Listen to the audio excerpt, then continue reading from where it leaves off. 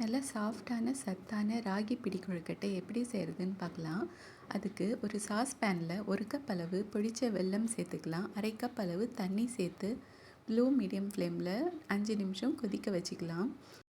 வெல்லம் நல்லா கொதித்து இந்த மாதிரி சிரப் மாதிரி ரெடி ஆயிடுச்சு. இதை ஒரு பாத்திரத்தில் வடிகட்டி வச்சுக்கலாம்.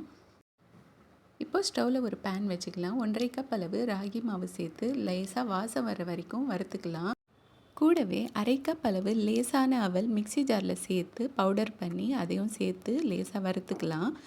1/2 கப் அளவு துருவின தேங்காய் அதையும் சேர்த்து லேசாக வறுத்து ஸ்டவ் ஆஃப் பண்ணிடலாம். இது ஆறட்டும். இப்போது வடிகட்டி வச்சுருக்கிற வெள்ளை கரைசல் கொஞ்சம் கொஞ்சமாக சேர்த்து இந்த மாதிரி மிக்ஸ் பண்ணி விட்டுக்கலாம். கொஞ்சம் கொஞ்சமாக சேர்த்து இந்த மாதிரி மிக்ஸ் பண்ணி ஒரு 5 நிமிஷம் மூடி போட்டு வச்சிடலாம்.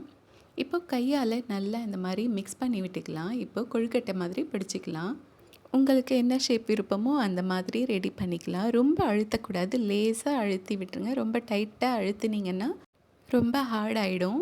இந்த பாருங்கள், இந்த மாதிரி எல்லாம் ரெடி பண்ணிட்டோம். இப்போது இட்லி பாத்திரத்தில் தண்ணி சூடானதுக்கப்புறம் இந்த கொழுக்கட்டைகளை 10லேருந்து 15 நிமிஷம் வரைக்கும் வேக வச்சு எடுத்தால் கொழுக்கட்டை ரெடி ஆகிடுச்சு. கண்டிப்பாக நீங்களும் செஞ்சு பாருங்கள்.